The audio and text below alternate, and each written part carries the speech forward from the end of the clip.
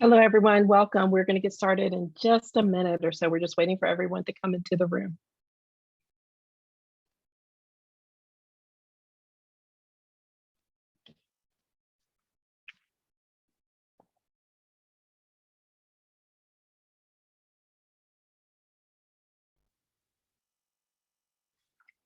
All right. Well, hello, whether good morning or good afternoon, wherever you are in the world right now. Thank you for joining us this afternoon for AAC&U's webinar on the student journey, equity-centered approaches to removing barriers. We are so excited to be able to bring this to you this afternoon and to have this discussion that is very timely and needed. And you demonstrated that, you showed that to us. Over 900 higher education practitioners and educators registered to receive this recording and registered to participate. So thank you all for joining us. And you're representing all different types of professions and work within higher education. So thank you so much for being here with us. My name is, next slide, please. My name is Tia Brown McNair, and I serve as the Vice President for Diversity, Equity, and Student Success at AAC&U. And I also have the pleasure of serving as the Executive Director of the Truth, Racial Healing, and Transformation Campus Centers. I will serve as your moderator for this amazing panel this afternoon. I'm deeply privileged to do so. So why are we here? Why did we decide to do this particular webinar? So let's just talk about the realities of what's happening in higher education. We know that college enrollment is down over 1 million students in just over the past 2 years. We know that 7 out of 10 of the enrolled college students are what we are calling non-traditional, but knowing now that 7 out of 10 are in that adult learner category, we probably need to start thinking about not saying non-traditional. That's kind of antiquated in the way of thinking. They are our higher education students. The average age of a student in a community college is 28. 4 in 10 college students are over the age of 24. And fewer than 2.7 million of the 20 million students who go full-time live on campus. The adult learner population is our higher education student population. And that is why this conversation is so important, and probably why so many of you have decided to join us this afternoon and to register for this webinar. Next slide, please. We first want to start by thanking our wonderful sponsor, Wiley University Services, for hosting this particular webinar and offering it to our membership and our community for free. So we want to say thank you so much to Corey and his team. Corey, who was on a panel, you'll meet him in a few minutes, for just being with us and serving as a sponsor for this. We value our sponsors at AAC&U. Next slide, please. So just some housekeeping notes before we introduce the panel. If you want to use the Q&A for discussion, if you want to use the Q&A feature that is on this Zoom webinar to raise questions, please do so. We have also enabled the ability for you to upvote questions or to sign on and say, yes, I have a similar question, so we will know which ones to raise to the top for our discussion. You also, we're asking you to use the chat feature for any type of technology support. And I just want to say thank you to Sam, Nicole, Adair, Shandy, I mean, the whole team that has put this together for us. And we really appreciate them working with us to do this. And they'll be behind the scenes answering those questions if you have any issues with technology. We are going to post the slides and the recording from this webinar today. You will have the opportunity and access to it if you did register. So thank you so much for that. Next slide, please. So let's get started with this conversation. These are our panelists, and I am going to ask each one of them to introduce themselves to you, to tell a little bit about who they are, their institutions, their role, for example, at Wiley University Services. But then also I want to ask them, why is this focus on adult learners so important for them? We had this opportunity as we were preparing for this, they each gave that testimonial in that preparation process for us. And I think it's important for you to hear that as well, because we all have motivating reasons for why we do the work that we do. And I think it's important for you to get to know the panelists in that particular way. So Mike, I'm going to start with you. Can you introduce yourself and then answer that question for me? Yes, absolutely. And I can't thank you enough, Dr. McNair and the AACU and Wiley for putting this program together. This webinar is very, very important. And I'm so pleased to be asked to serve as a panelist. A little bit about Anna Maria College. It's a super dynamic private institution. We're a Catholic institution located just about an hour west of Boston in the city of Worcester. We have dynamic leadership and President Mary Lou Rattel and our academic leadership, Dr. Chris Holmes. And we specialize in public service. We have majority first generation students, social work, education, public safety, firefighters, paramedics. We have one of the only 7 programs in the country that offer paramedic students an opportunity to get a bachelor's degree combined with our fire science curriculum. It's a really super dynamic program. We're proud of our alumni. We're well known for public safety across the United States. One of our young graduates is now working for the Secret Service at the White House. We have alumni that are distinguished and accomplished, and we take great pride in what we do in our mission at Anna Maria College. And what drove me to higher education, particularly to Anna Maria College, is my passion for first generation students. I'm one. I come from a neighborhood in Boston, Massachusetts, known as Dorchester, where I had 11 siblings.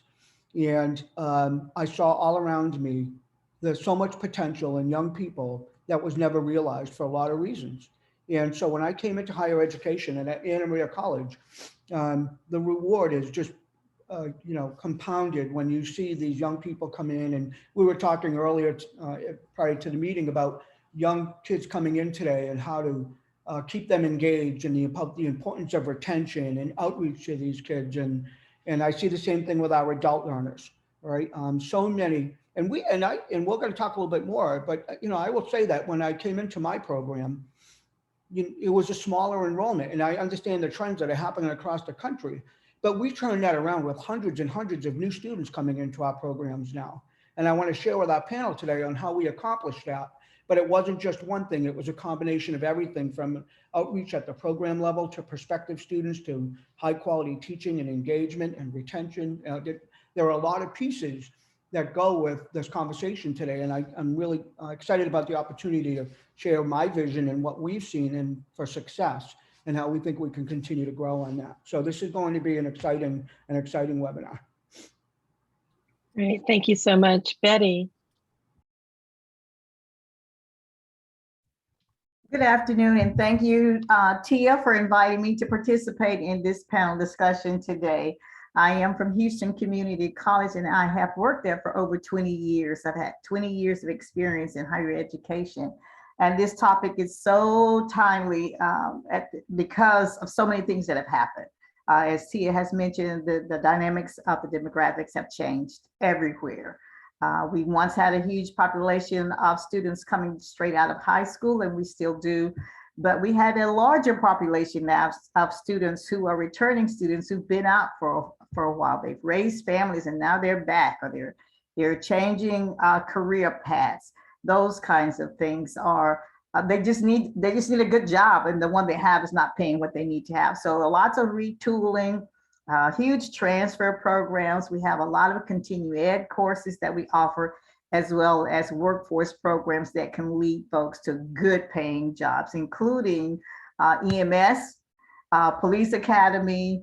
We just have a wealth of technical programs that we offer now in the community. So this is a very timely conversation, because when we pull the data and we look at the retention rate of the adult learners, it's not keeping up where it needs to keep up in order to help these people to be able to persist. We can look at achievement gaps when we look at the comparisons between demographics, and not only demographics, but age. There is a gap that some folks that in the older populations, they have been out for school for a while. So then some skills have not been used. And of course they need retooling. And so we noticed that these folks have other challenges that a student who just graduated high school will not have. They're very different. And if we're going to be a student-ready college, as Tia has written about in her book, which I love dearly, we have to be able to meet students where they are and not necessarily where we expect them to be when they come to us. If we teach them using what we think they should know, then a lot of students will fall by the wayside, and that is really not what we want to do. So we want to meet the challenge. We want to be able to meet the students where they are, provide the supports that they need to help them be successful in their search for a career path. And the only way we're going to do that is by having these kinds of conversations. I think it's just wonderful for us to learn from each other, to share out information. I've been looking recently for any kind of new research out there that's on how to get students back. So Mike just shared with us a lot of things that he's already doing. So this is a wonderful conversation and a great opportunity for us to not only share, but to learn from each other. And thank you, Tia, again, for inviting me to be a part of this panelist today. Great. Thank you so much, Betty. Thank you, Corey. Hello, everyone. Good afternoon. Thank you, AAC&U and Tia for having us today, and Betty and Mike. Honored to be on a panel with you. I am the Vice President of Marketing for Wiley University Services. So we work with a set of institutions around the world to help them essentially take their programs to service adult learners, provide access, do all of those things, and help them through the entire student funnel, from marketing, recruiting, enrollment services, retention, and even beyond graduation in a lot of cases. So thrilled to be here today. This topic is super important. I think, Tia, to your question is, why am I passionate about this, and why am I focused on it? As a marketer, I'm a marketer, but I'm also a modern consumer too, and we all are. And there's just so many new things available to us as students, as buyers, as consumers, to really meet people on their terms and deliver new and different experiences. And, when I think about what we do at Wiley and what we're focused on, we're in the business of helping students meet their goals and helping institutions kind of succeed. So in a marketplace that's expanding and changing and moving so rapidly with everything that's new and available to us, this topic is right at the intersection of it. So, super excited to kind of get into how we're doing that, some of the products that we're building, and some of the trends and things that we're seeing. So thank you, Tia. Thank you so much, Corey. Thank you. And I just want to address the question. We are working and trying to figure out what's going on with the Zoom closed captioning, feature. And so our team is behind the scenes working on that, but just know that we will have a transcript from this webinar that we will be able to post alongside of it. So I want to apologize for that. And you are exactly right. This is a webinar on equity and addressing barriers.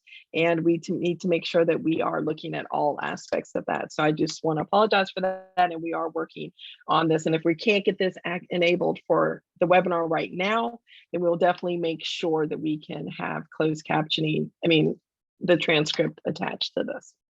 Okay, so I'm going to ask the panelists first a question, and for anyone to answer, I hope you all want to answer this, is how do you think institutions can go about creating seamless, student-centered experiences starting from the marketing related to access through enrollment and beyond? And what do we need to do to make students feel like they are invited and welcomed in the academic community and that they will be supported throughout their journey? I'll take that one if it's okay. It's a great please go ahead and start. I want everyone to answer that, so please go ahead and start. No, be really good at what you do, right? You have content and you have programs, and be really good at your programs. In my case, for example, I'm an associate vice president for public safety programs. And I look at those programs, it's going to start with, there's a lot happening here that's about recruitment, it's about engagement, it's about quality curriculum. I want to have the ideal highest quality deliverables that are the most innovative and best for teaching and learning to prepare students for success in the occupation. And that's what we do. We build super dynamic content. And it's all built around things like 21st century policing, what it really is social justice, and how does it apply to public safety professionals today. Who are our faculty? Well, they're the best and the brightest people who are, we're blessed to have some of the most competent and highly, Harvard, MIT folks that are PhDs and JDs on our faculty, but we support it with working professionals, FBI agents, US Marshals. And so we complement that outstanding, high quality, full-time faculty with rock stars in the adjunct piece. And they bring the latest innovative, whether it's, the development of our new forensic science program, where people who are actually working in the crime labs are helping to develop the curriculum with our academic teams.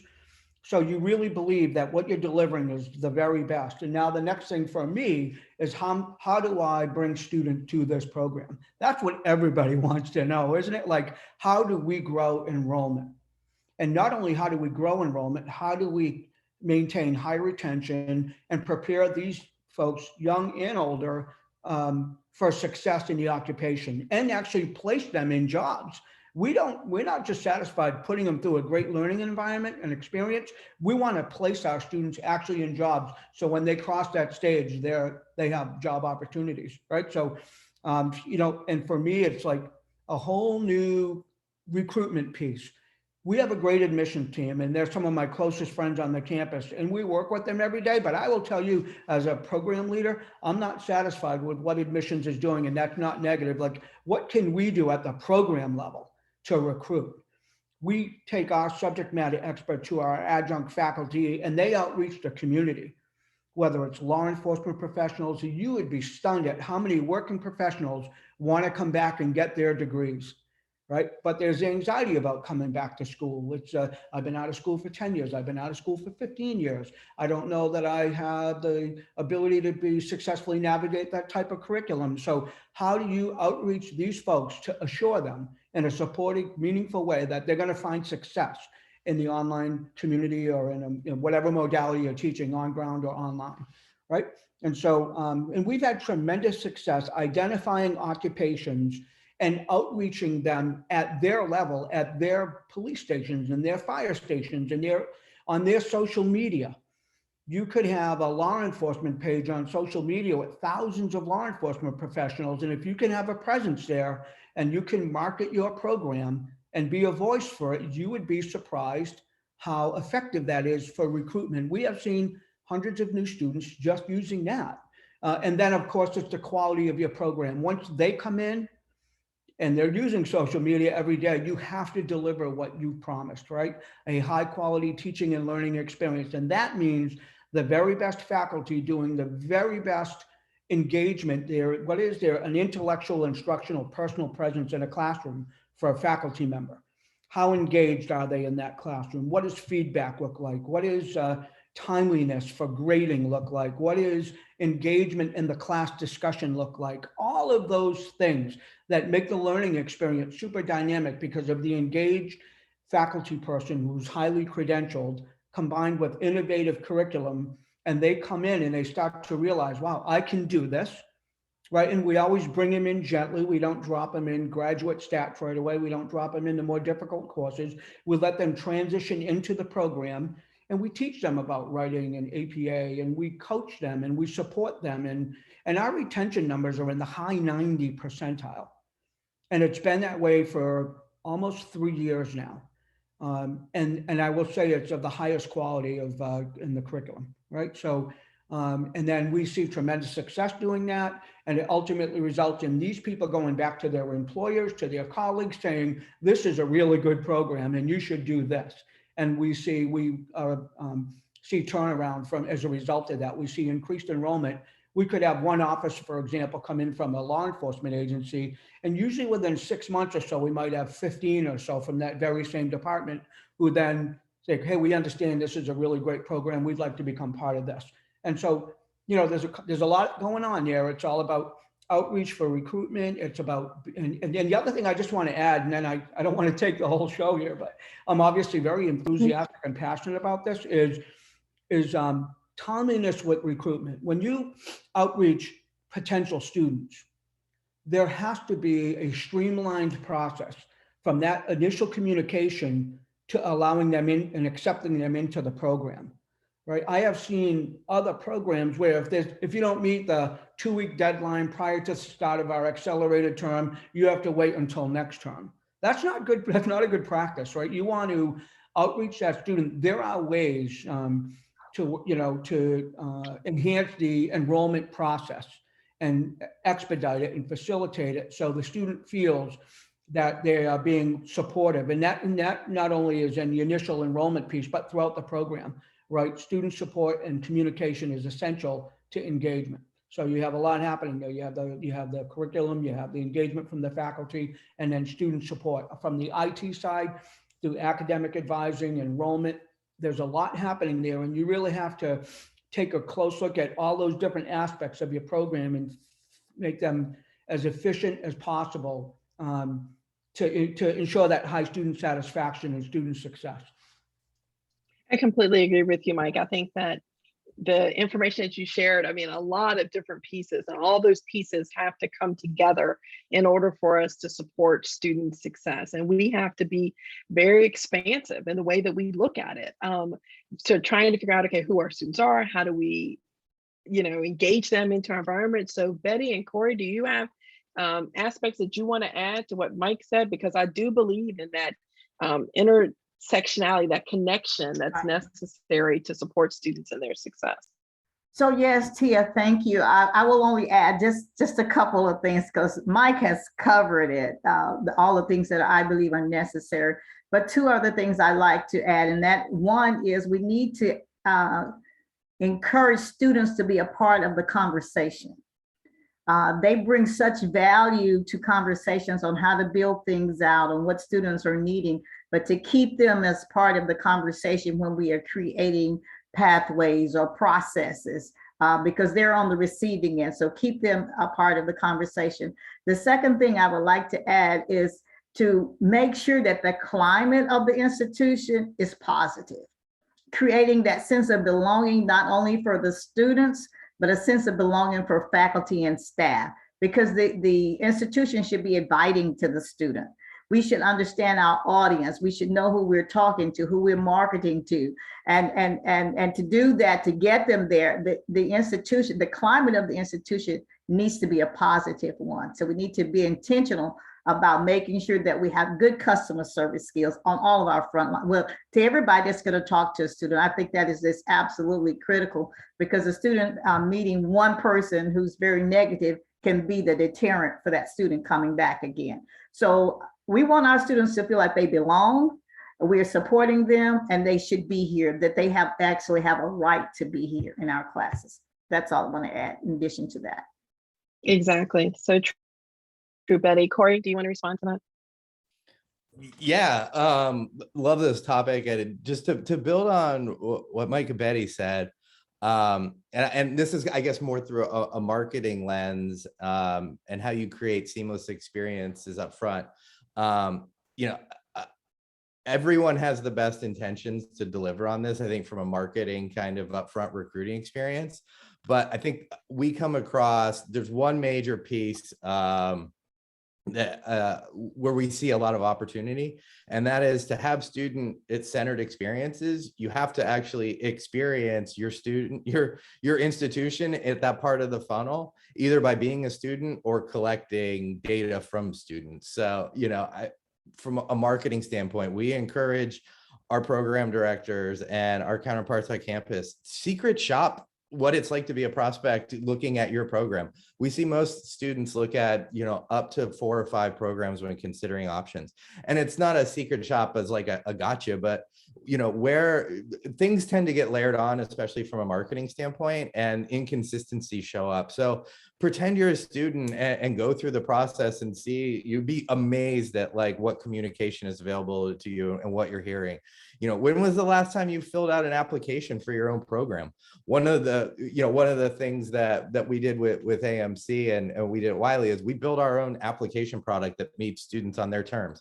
I mean, we were sitting down with some institutions, and they're like, I haven't filled out an application to my own program in 9-10 years. Like, I didn't even know we were asking this question. Like, I didn't even, what are we even using this for?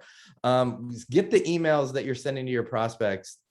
Try in your house at 8 o'clock at night to find an answer to a question on your website and see if it's available. Like, pretending you're an adult learner.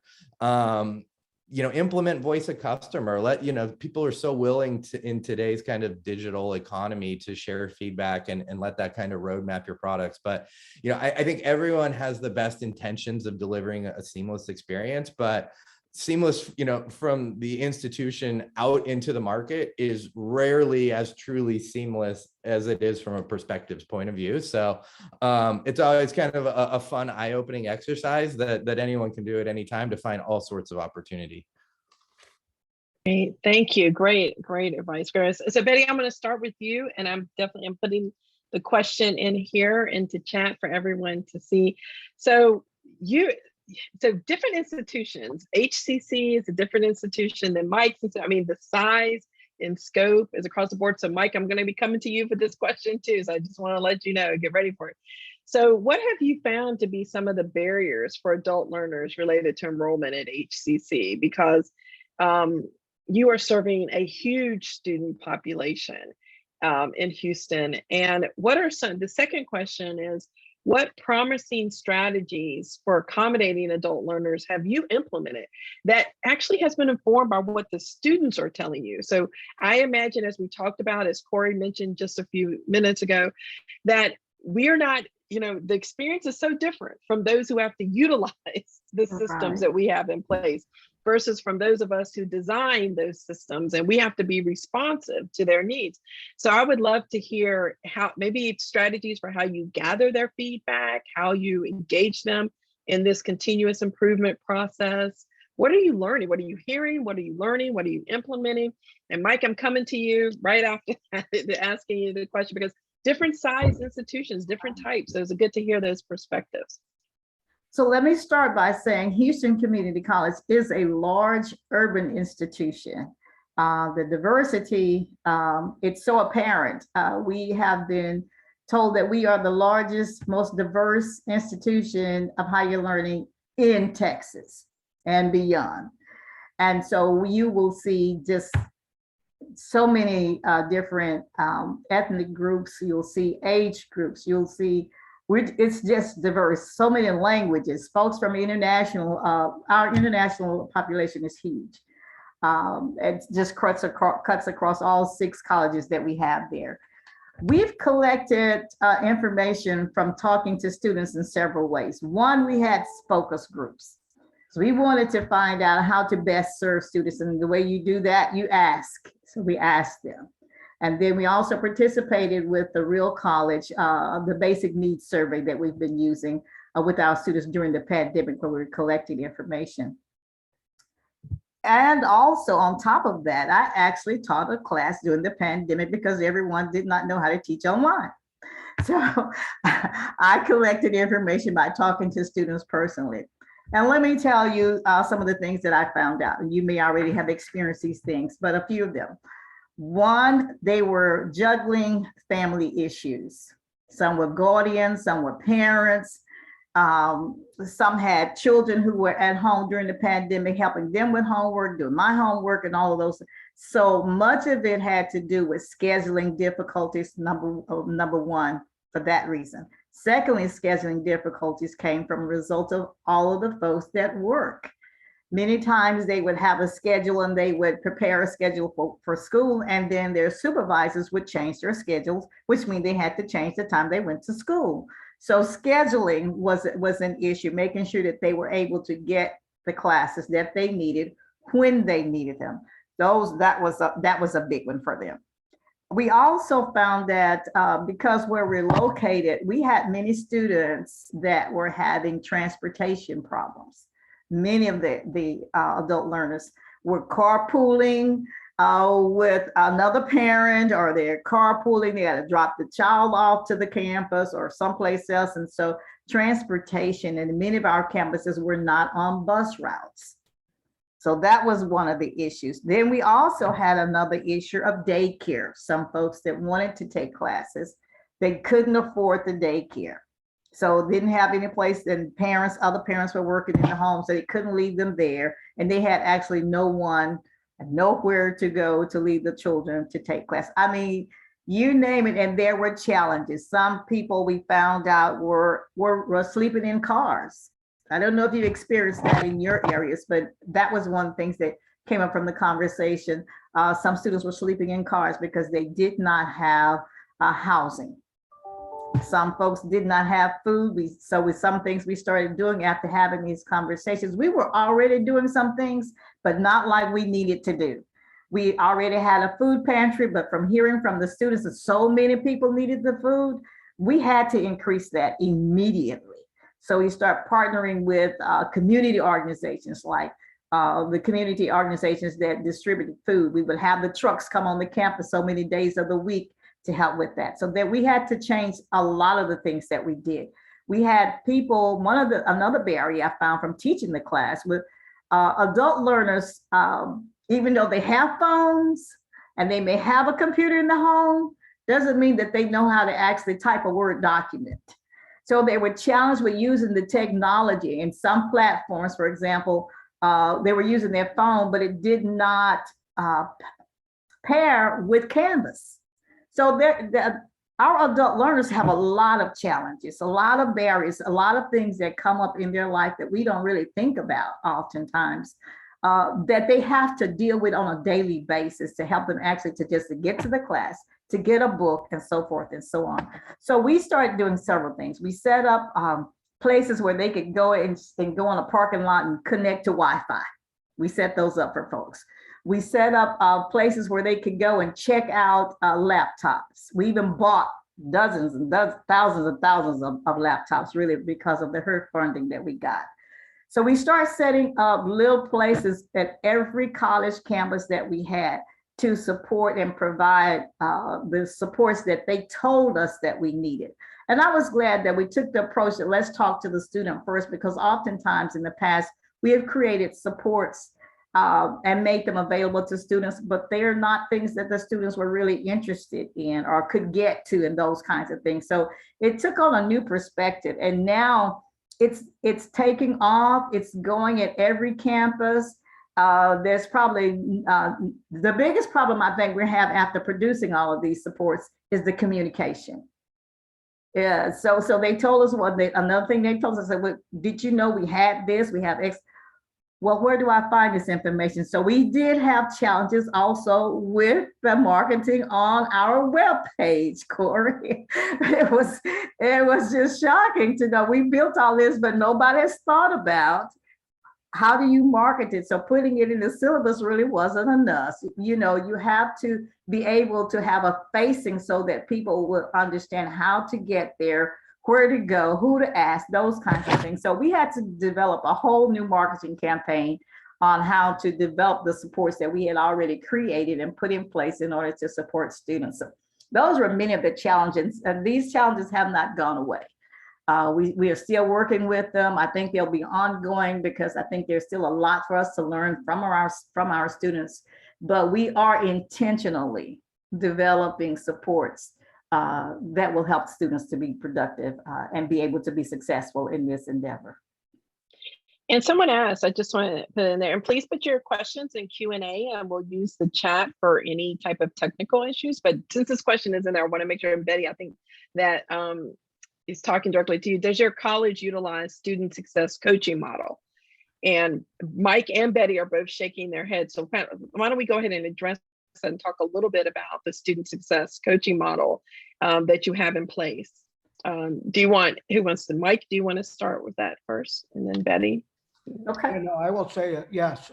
We do, and it's an essential piece of what we do at Anna Maria College. And Betty has touched on she's right on point on so many things about the culture of the institution, We're led by the super dynamic Vice President of Academic Affairs, who makes sure like the communication across our campus leadership, deans and directors, consistency in what we do for our students, cross-disciplinary, all the things that we do. So it's not a school nearly the size or with nearly the challenges that Betty just talked about. But have we seen students sleeping in cars? We have, on a private institution in a parking lot because they can't afford housing, right? And so, but our student success model is really well designed and utilized. And look, we're seeing a different student now post-COVID, aren't we? Kids are dealing with all sorts of challenges today that they weren't dealing with 18 to 24 months ago. We are definitely seeing a different student. I'm sure most colleges will agree. And so students who are experiencing challenges for a variety of different reasons, whether it's health services support or student success. And in our student success model, they deal on a daily basis with academic program leadership. We identify students through our Dean's Council, but even before that, we get notifications of absences and we're outreaching students and identifying what challenges that student is encountering and how can we support them, right? And that's done a combination through the academic leadership, through faculty, and through student success. But on any given day, there are countless communications going across that landscape in order to provide every possible piece of support to our students. And we found a lot of success with that. We still lose kids, but not nearly as many because of that. And we continue every day, like, how could we do better? How could we be better supporting our students? You know, you talk about obstacles, and there's a lot of obstacles that we see both in our traditional undergraduate students and in our grad students. Obviously cost. You know, in my graduate and degree completion programs, people coming back, and that's another thing. You know, you see this sort of higher education where historically we had, you know, continuing education, and you saw drops in enrollment in that in traditional four-year schools. We've seen it rebounding. A lot of people want to come back and get their bachelor's degrees. They'll leave Betty's college and they're saying, like, where's my next stop, right? And so we have articulation agreements with a lot of community colleges, and it's a good partnership that we have. And it's about designing programs, but some of the challenges are cost. So we at Anna Maria College always look at who our competitors are and, like, how do we set costs to be competitive? And then we look at, you know, technology. Are they successful? We've seen students struggle when they migrate, and particularly freshmen when you put them in an online course. You know, how do we best prepare students for success online? And that's really preparing them through training and also through high quality faculty engagement.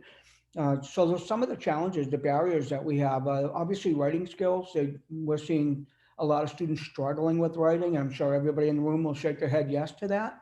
So what are we doing? Like, we have a terrific program on campus where we're helping to reevaluate students' writing skills, place them in the correct courses so they can grow and enhance their writing skills and be successful as they matriculate through.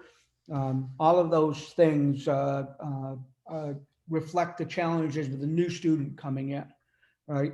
But that student success piece is essential, led by a wonderful person who is all engaged in his, I'll get emails from him 9 and 10 in the evening about a student working that hard to make sure every student's needs are met and that we're addressing the challenges that the students are encountering. That sounds good. Betty, do you want to talk about your student success coaching model? It's very similar to what Mike has just described here, but we try to use the approach that we want to wrap services around them. So we call it a care team model. Whereas we have the student success coach, we have a pathways advisor, and then we have a support system that consists of tutoring, SI, and some other things. And so the success coach meets with the students along with the pathway advisor. They work together, as well as the Center of Excellence director, because it's by their pathway that they have chosen. And these people are responsible for getting the students what they need, whether it's more tutoring, whatever it is. They are responsible for connecting the student with whatever services, and for the student to know that these are the persons that you go to when you need whatever it is that you need. You go to this. This is the point of contact for you. But it works very similar to what Mike has just described. Yeah, I think that's important to know, just regardless of size of the institution, that one-on-one, that connection, having Absolutely. someone that you can go to and be a point of contact, a point of connection to the university or to the college is so important Mhm. in helping to support student success. And Corey, I'm going to turn to you because Betty introduced, definitely introduced, and Mike introduced this too, this importance of marketing and how do you communicate and getting that message out to people. And this also tied to the partnerships that need to be built with employers within the community in order to get more adult learners the credentials and the academic credentials they need to further their career. So let's have a conversation about the partnerships that you have at Wiley University Services. You partner with a variety of institutions, big and small, in your work. And what are some of the best practices that come to mind when people are going about just evaluating? Because we're going to admit it, and sometimes in higher education, we get stuck in our routines and the things that we like to do, and we don't always analyze every aspect of our marketing materials or our enrollment processes across the board. So I would love to hear from you about the marketing and communication piece. That's important. Yeah, sure. Yeah. It's changed dramatically, over the last decade. I think at the highest level, the first thing that we kind of think about, or, and in our relationships, we're focused on the adult learner and the online student and kind of the marketing plan for that. But we partner with all of our campuses and those marketing teams. I think the first thing that everyone can think about success-wise is coming in and separating your strategies from on campus and kind of your distance or adult learners or online degrees. Because those generally tend to be very different target audiences. They definitely tend to be different geographies. And I think if you can compartmentalize what you're doing with each of those unique audiences, you can start to kind of define success in different ways there. So, that would be like our first recommendation, is kind of look at these as two different worlds. And then within each of those buckets, really starting to understand who's your ideal candidate at the program level today. I mean, there is a tremendous amount of like program level marketing available that has more effectiveness over at a more broader generalized efforts. So, who's your ideal candidate, from a admissions decision prospect kind of lens. What do they look like? So, there's just so much available to us today from a data standpoint to say, okay, who are these candidates? Where did they come from? What marketing tends to be effective? How do you build models to go activate your marketing spend against lookalikes? Specifically online, when you now have, the entire country, if not more, to really go find students that are a good fit for your program. So there's so much available to us as marketers now to say, okay, this is what a successful enrollment looks like in this. Where else do people, where else can we go target to reach similar people? Because, I think that's where success comes from, is, to your point, Tia, is eliminating a lot of what I'll call emotional marketing decisions. So, when you start to unpack marketing budgets, it is all about how do you get the best spend on driving enrollments for your programs. Things get layered in over time, and marketing budgets don't tend to grow exponentially year over year. So, what I call emotional marketing decisions are, there's things, well, we've always sponsored this thing, or we've always run this ad. And I totally get why that happens, but the more objective you can be, I mean, the things are changing so rapidly. I mean, TikTok wasn't even a platform a couple years ago, and it had more traffic last year than Google. And that's not to say go spend a ton of money on TikTok or whatever, but like how people consume media and where they are and kind of what their day looks like as you're at, trying to drive enrollments to this program. You need to be able to grab this first party data that's out there, specifically for the online and digital efforts, understand who the students you are, who you want, and then, focus your spend there. So it takes a lot more front end work, I think, than, traditional marketing plans and efforts of, 10, 15 years ago, but setting it up the right way and having those right front end strategies that drive all this make your, return on investment from an enrollment standpoint, just there's just so much more opportunity there. Yes, and I'm going to just go ahead and date myself, because if I'm the adult learner that you're trying to recruit, I won't be on TikTok. I'm still, I just want to be honest with you. I have a 14-year-old son, and he may be on that. That may not be where I am, but I do know that there are some people within my own community that they do use that. I mean, they're staying, they're more youthful than I am. Let's say. I just want to be honest. And that's a great point too. And that's kind of at our macro level, I think, why you need to compartmentalize what your goals and your budgets are, because TikTok with an influencer can be widely effective for, an undergraduate population coming out of high school, where it's not probably going to drive a tremendous amount of MSW starts or, criminal justice starts in Mike's program. So that's where we kind of have to take a lot of a lot of what's out there out of the equation. That's why I call it emotional marketing, and be like, this is who my audience is. This is, Mike's fire program, we literally will build assets to go into firehouses and hold virtual or in-person events, because that's where that audience is. They're shift workers. They're there 48 hours in a row. They're not on TikTok, but they're also not watching 60 Minutes or necessarily listening to radio at the same time. So we have, that's all about understanding who your audience is, who's an ideal candidate for your program, and finding out where they are and going. It's just too competitive out there to kind of, blast these large awareness programs and hope people kind of come to you and fall into these programs. You got to go at where they are. Sometimes it's TikTok, sometimes it's a firehouse, and sometimes it's just good old Facebook or Google. But when you understand where they are and what's working, it becomes a lot more easier to kind of digest. Yeah, I'm with you, and I'm with you too. So it's the variety, because I'm seeing, thank you, Lynn and Christy. They're saying, wait a minute, I'm 60 plus. I'm on TikTok all the time, and I'm 46. We're on TikTok. My husband and I, Christy just put in there. So it is very variety. That's the message here. Variety. Don't get honed in and don't stereotype people. I'm just saying, Tia McNair is not on TikTok, and I need to become more youthful in that. So there are a couple of questions that are coming in. I think those are great points. Great points, Corey. One is that Brenda said, one of my ongoing frustrations is the way we measure student success, right? And that has been discussed across the board in many, many different cases, but so many of our students are in the midst of mental health crises, right?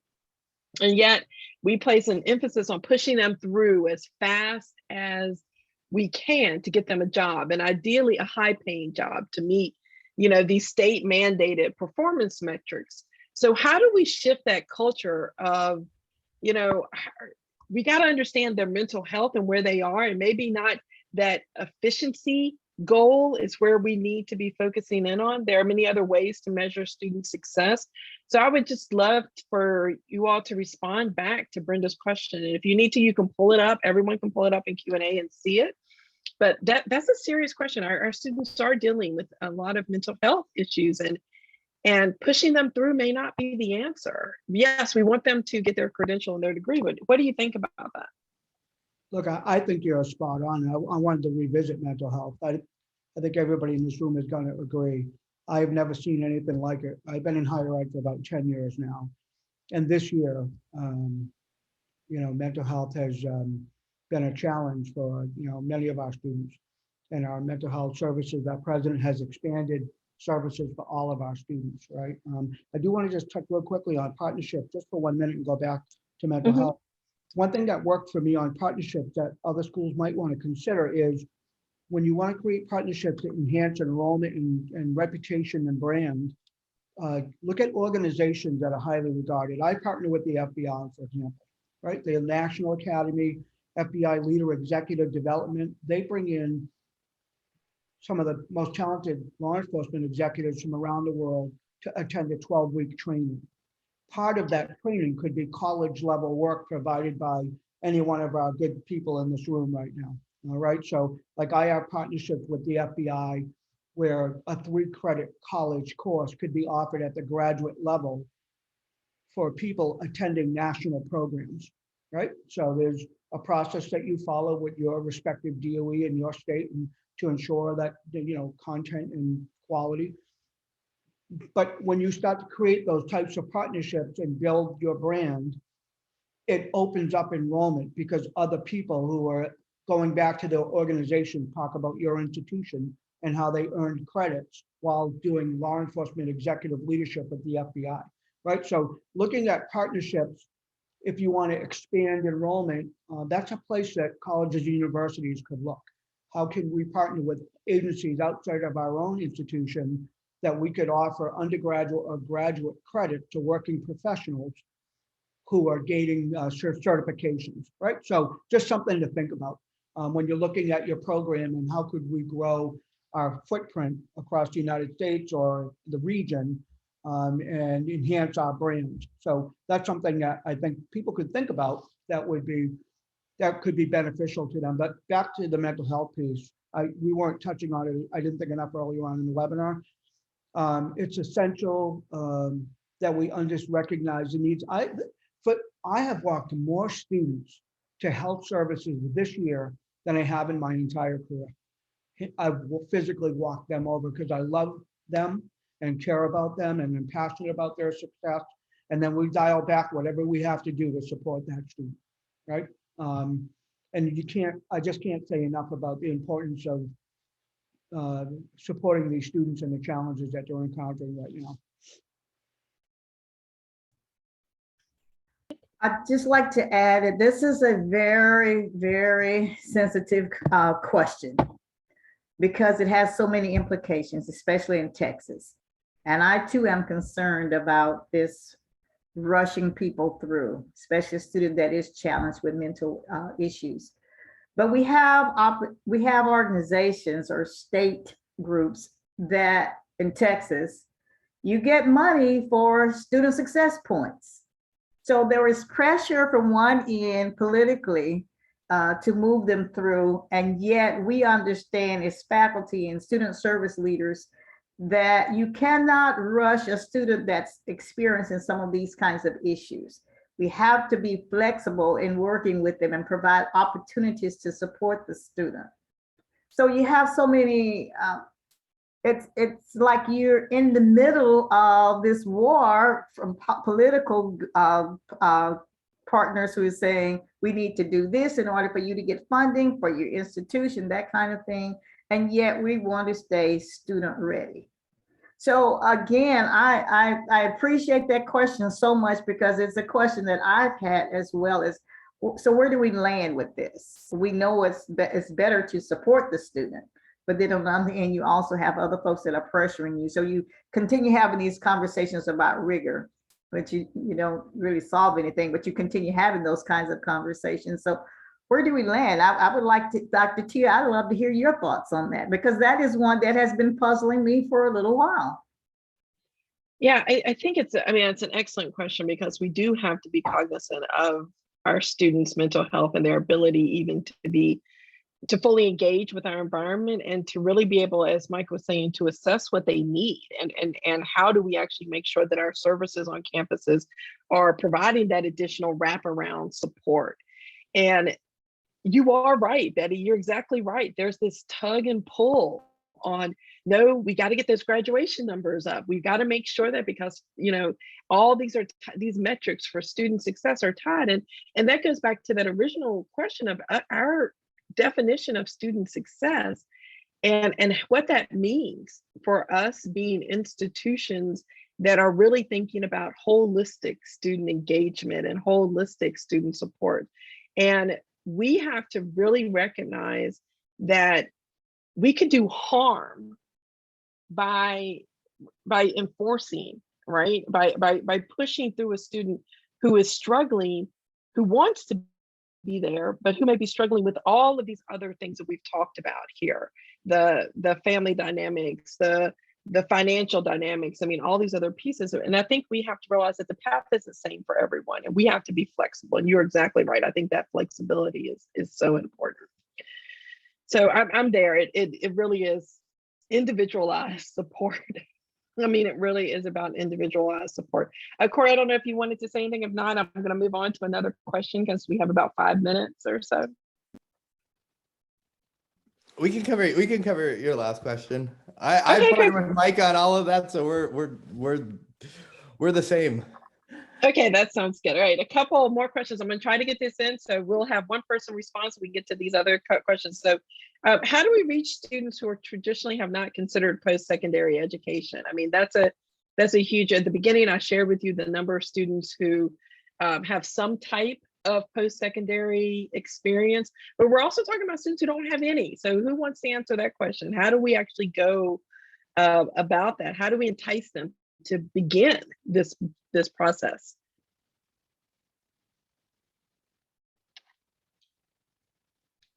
Okay, again, I think a lot of this has to do with knowing your audience, know where they are in life and what their needs are. Partnering with many of the business leaders in your community, organizations, nonprofit organizations, finding out where they are and then developing strategies that will reach or speak to the needs of those students. And I don't think we'll be able to do it without partnering with the community. I think working in the community with so many nonprofit organizations that are out there that are trying to help folks that are in need will be a good place for us to at least start. I think so. Agreed. Those partnerships are key. Go ahead, Corey. Like, we could do a whole other webinar on this question. It's a great one too. It's like I feel like I could go for an hour, but yeah, I'm with Betty. I think it's about building products that are market aligned and are what people need. I think still in the aggregate, if you look at everything available to students, a lot of it still fits just a handful of categories and commitments, time and money wise.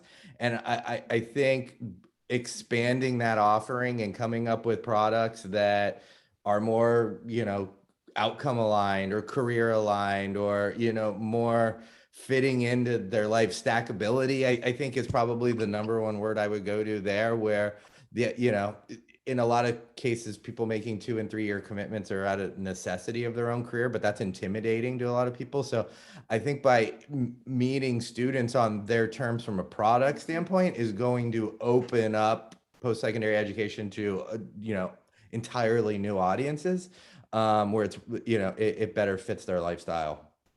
Yeah, I think you agree. And that's one of the questions that's in there, that time to degree. I mean, reimagining what that means and have it more outcome focused and, in demonstration of knowledge. I mean, that's a compete. I mean, an important conversation for us to think about, and especially in this competitive market of, if people need to focus on what the learning piece, as Mike and Betty and Corey, you were talking about earlier, what is it that they really need to do in order to obtain that credential?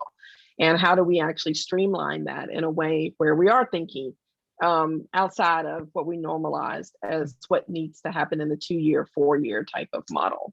And I know that that's been discussed in a lot of different instances. I have one more question that we can get to before we have to wrap up. We're talking about student journey in the entry, but there have been a couple of questions about post-enrollment. Are you doing certain things to support students on the journey after enrollment, after they receive their credential or their degree? And how are you encouraging them to utilize all those great things that we have in the co-curricular experiences at our institution? So we have time probably for one of you to answer that question. I don't know. You can fight over it. Who wants to answer that question? I'll just real quick, and then I want to go to Betty because she's like all things knowledge. So, so post-enrollment is all about engagement, right? High quality engagement, student satisfaction, high quality teaching and learning, outreach, communication, all of the seamless things that make the learning journey enjoyable, right? And when you have the right curriculum, the right content, and the right faculty, learning becomes fun. And that's what we do, right? That's, and then the other career building piece. Majority of my graduate students are in the workplace already, and my degree completion students is the undergrads that we need to prepare for the career, and we do that. But there is so much to talk about. That marketing piece that we were just talking on, like I'll be at the IACP in Dallas, Texas. My job is to go out to Dallas, Texas, where every law enforcement agency in the world will be, and to sign MOUs with cities and towns to be a higher education provider. So the LAPD, the Detroit Police, whatever that agency might be, the potential to bring hundreds of new students back to your program. If you're passionate about what you have and it's a high quality program and you can effectively sell it because you believe in it, you would be surprised at what you can do in terms of growing your enrollment. And more important than growing enrollment, but I know my president wants me to, it's creating opportunities for people who otherwise without that degree would have never had it. It's empowering people who in their heart know they want to do it, making them believers, and then giving them this gift of education that will set them on a different trajectory in their life in terms of success. That's what I do every day. That's what I'm passionate about. That's what I believe in. And anybody at any institution can do this if they're as passionate as we all are, and they have a program that they're that proud of to go out and to do that. Agreed. And any other comments that you want to make? Betty, did you want to address that, or are you good? Oh, you're good. Okay. And I do want to say, Vicki Lynn Holmes posted something to us I think is very important. It's a good place for us to end. And as we bring up the slide, to thank our colleagues, Mike and Betty and Corey, for being part of this, is that we've got to make sure that when we talk about time to degree, that we don't tell a certain group of students, especially our racially minoritized and underserved students in higher education, that, oh, you can take as much time as you want, as we're trying to think about their student success, because we, as we talk a lot in our work, we have to really make sure we understand the racialized consequences for our decisions and how they may be, and the equity consequences for our decisions and what we promote and what we market and what we share. So those are great considerations. And as we develop as more equity focused, equity centered practitioners, we're going to start asking these deeper questions. So next slide, please. Tim. So thank you to our university partners, Anna Maria College and Houston Community College, and to Wiley University Services for sponsoring this webinar and for this discussion. And you are exactly right. There are so many more questions, even in the Q&A, that could be a whole nother webinar, and maybe we'll be able to have the opportunity to bring that to you. So thank you all for joining us. We appreciate your time with us, and have a wonderful rest of your day.